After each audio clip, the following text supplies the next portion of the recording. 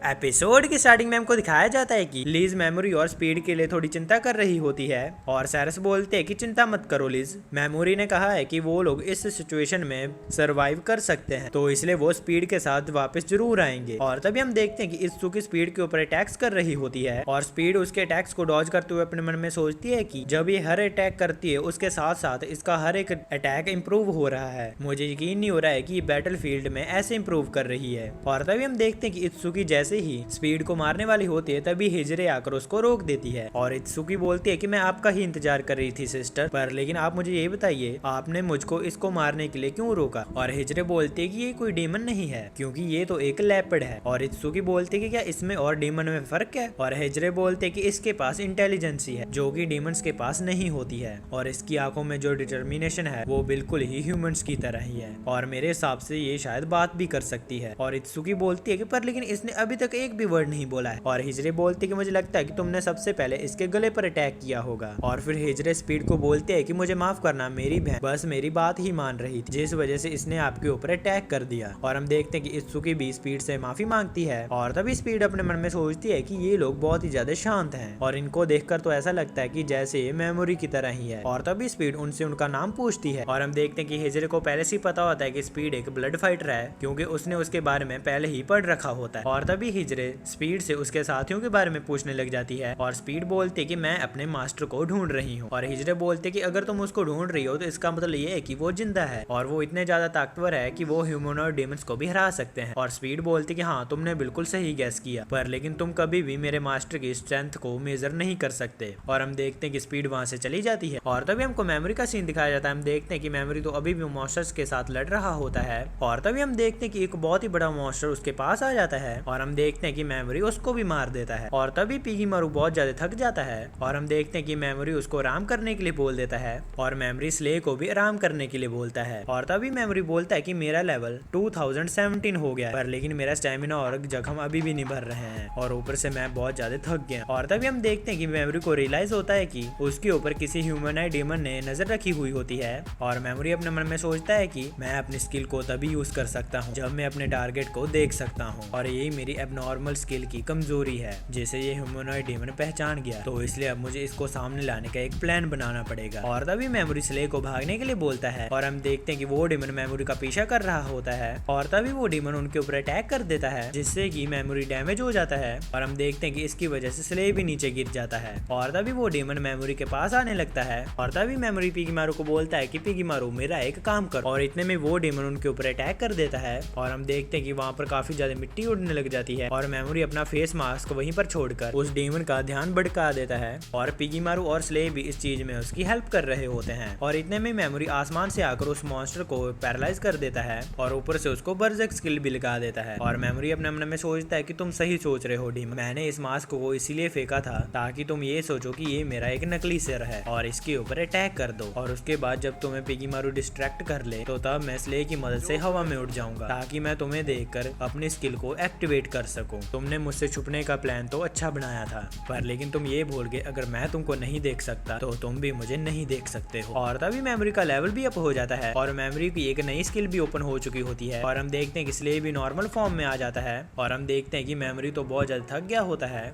और इतने में वहाँ पर एक मॉन्स्टर आ जाता है और मेमोरी के ऊपर अटैक कर देता है। पर लेकिन हम देखते हैं कि वो तो बीच से ही कट जाता है और हम देखते हैं कि वो तो स्पीड होती है और मेमोरी बोलता है कि मुझे लगा ही था कि ये चीज जरूर होगी। और तभी हम देखते हैं कि स्पीड उनको उठाकर सैरस और लिज के पास लेकर जाने लगती है और स्पीड बोलती कि मैं तुम्हारे 3 फ्रेंड हिजरे, काशिमा और इत्सुकी से मिली हूँ। और तभी मेमोरी बोलता कि तुमने मेरा नाम तो नहीं ले दिया। और स्पीड बोलती कि मुझे आपका उनके साथ रिलेशन नहीं पता था जिस वजह से मैंने उनको कुछ भी नहीं बताया। और मेमोरी बोलता है कि अच्छी बात है, उनको यही लगना चाहिए कि मैं मर चुका हूँ क्योंकि मुझे लगता है कि मेरी क्लास के हीरोज ही ऑर्डर्स के खिलाफ मेरा बदला लेने में मुझे दिक्कत देंगे। और तभी हम देखते हैं कि स्पीड उनको लेकर केव के पास पहुंच जाती है और लिज और सैरस देखकर उनको बहुत ही ज्यादा खुश होती है और हम देखते हैं कि सैरस सभी के जख्मों पर बैंडेजेस लगा रही होती है और स्पीड बोलते कि आज रात गार्ड की ड्यूटी मैं करूंगा। और मेमोरी बोलता कि नहीं, तुमको आराम करना चाहिए क्योंकि तुम बहुत ही ज्यादा थक गई हो। और हम देखते हैं कि स्पीड इस चीज के लिए मना कर देती है और वो बोलते कि नहीं, मैं ही गार्ड ड्यूटी करूंगी। और हम देखते हैं कि वो वहां से चली जाती है और सैरस मेमोरी के फटे हुए कपड़ों को भी सिल रही होती है और सैरस बोलते कि क्या आपको नींद नहीं आ रही है। और मेमोरी बोलता कि मैं बहुत ही ज्यादा एक्साइटेड हूँ जिस वजह से मुझे नींद नहीं आ रही। और हम देखते हैं कि सैरस मेमोरी को अपनी गोद में में सोने के लिए बोलती है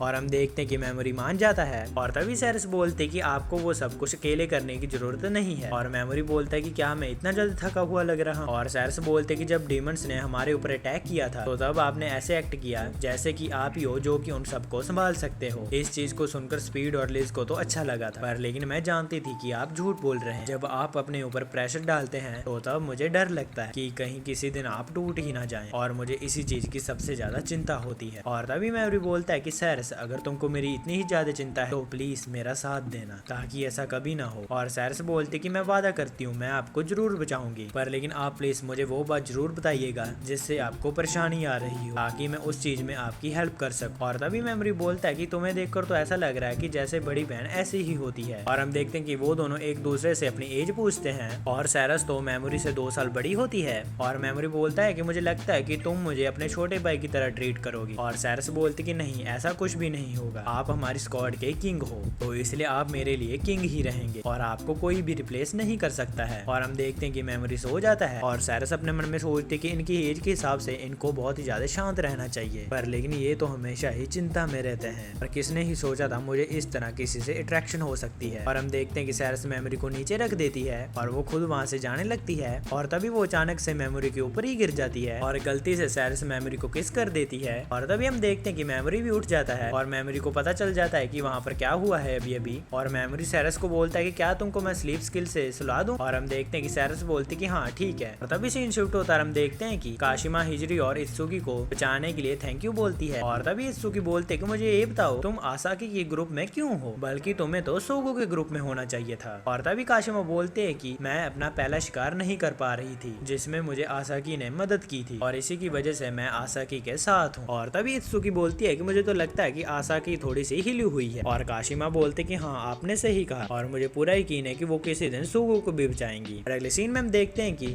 मेमोरी का ग्रुप अपनी जर्नी को कंटिन्यू करने लग जाता है। और तभी सेरेस बोलते कि मेमोरी मुझे आपसे कुछ बोलना है, पर लेकिन मेरे पास इतनी ज्यादा हिम्मत नहीं है तो इसलिए प्लीज मुझे थोड़ा टाइम दीजिएगा। और मेमोरी बोलता है कि ठीक है कोई प्रॉब्लम नहीं है।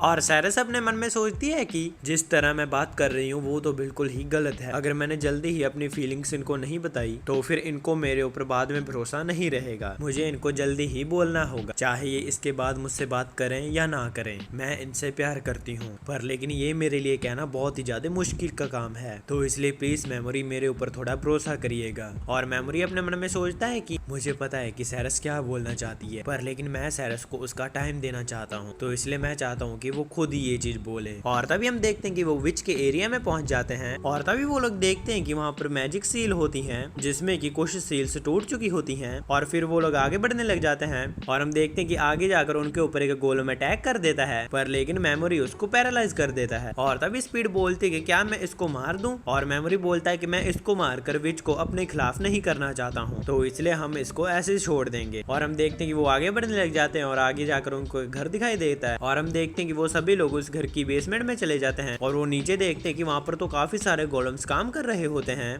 और फिर उनको एक दरवाजा दिखाई देता है जिसको ओपन करने के लिए बहुत सारा मैजिक चाहिए होता है। और हम देखते हैं कि मेमोरी उसके अंदर अपना मैजिक भर देता है जिससे कि वो दरवाजा खुल जाता है। और तभी सीन छोटा होता है, हम देखते हैं कि काशिमा हिजरी और इत्सुकी दूसरे हीरोज के पास पहुंच जाती हैं। और हम देखते हैं कि आसाकी काशिमा को गले लगा लेती है। वो बोलती है कि तुम कहाँ पर गायब हो गई थी। और काशिमा बोलती है कि मैं ठीक हूँ और मुझे टाकू सिस्टर ने बचा लिया था। और हम देखते हैं कि सुगो भी उसका हाल चाल पूछने लग जाती है। और काशिमा अपने मन में सोचती है कि मैं अभी भी बहुत ज्यादा डरपोक पर लेकिन मुझे ताकतवर बनना ही हो। और अभी हिजरे बोलते कि काशिमा को ढूंढने का डिसीजन बहुत अच्छा था, क्योंकि जो सोल्जर्स हमको फॉरेस्ट में मिले थे 100% वो हमारी क्लास को खत्म करने के लिए आए थे। और इत्सुकी बोलते कि तुम कहना क्या चाहती हो। और हिजरे बोलते कि अगर काशिमा मर जाएगी तो इसका सबसे ज्यादा असर सुगो पर होगा, अगर वो टूट गई तो यहाँ पर बहुत कुछ बदल जाएगा। और तभी सीन शिफ्ट होता है, हम देखते हैं कि उस दरवाजे के बाहर तो बहुत ही अलग दुनिया होती है और ये चीज देखकर वो लोग शॉक हो जाते हैं। और तभी हम देखते हैं कि फॉरबिडन विच उनके सामने आ जाती है और मेमोरी अपने मन में सोचता है कि ये पक्का वही है। अगर इसके बारे में अफवाह जो है वो सच है तो यही है जो मुझे बुक ऑफ फॉरबिडन स्पेल समझा सकती है। और तभी गॉडेस बोलते कि जल्दी से जल्दी सभी हीरोज को वापस बुला लो, क्योंकि ग्रेट डीमन एम्परर की आर्मी मूव कर रही है। तो चलो देखते हैं कितने लोग वापस आएंगे और कितने लोग ताकत ताकतवर होकर वापस आएंगे। और तभी फॉरबिडन विच बोलती है कि मेरा नाम एरिका निर्बल है और मैं वही फॉरबिडन विच हूँ जिसको तुम ढूंढ रहे। और मेमोरी अपने मन में सोचता है कि अब बस इंतजार करो गॉडेस, मैं वो सब कुछ बर्बाद कर दूंगा जो तुम्हारे पास है। और इसी के साथ हमारा फेलियर फ्रेम का फर्स्ट सीजन का 12वां एपिसोड खत्म हो जाता है। गाइस मुझे कमेंट कर जरूर बताइएगा कि आपको ये सीरीज कैसी लगी, और जैसे इसका सेकंड सीजन आएगा मैं वैसे इसको एक्सप्लेन करूंगा। और तब तक के लिए अगर आप चाहते हैं कि मैं कोई और एनिमे एक्सप्लेन करूं तो आप मुझे कमेंट सेक्शन में बता सकते हैं। वीडियो पसंद है तो वीडियो को लाइक और चैनल को सब्सक्राइब कर जरूर जाना, और वीडियो के नीचे कमेंट भी कर देना कि आपको वीडियो कैसी लगी। अगर वीडियो नहीं भी पसंद है तो फीडबैक देते जाना ताकि मैं उसको फ्यूचर में इंप्रूव कर सकूं। वीडियो पसंद है तो वीडियो को लाइक और चैनल को सब्सक्राइब कर जरूर जाना। मैं जा रहा हूँ, आप भी अपना जरूर ध्यान रखना। मैं मिलता हूँ आपको नेक्स्ट वीडियो में। Thanks for watching.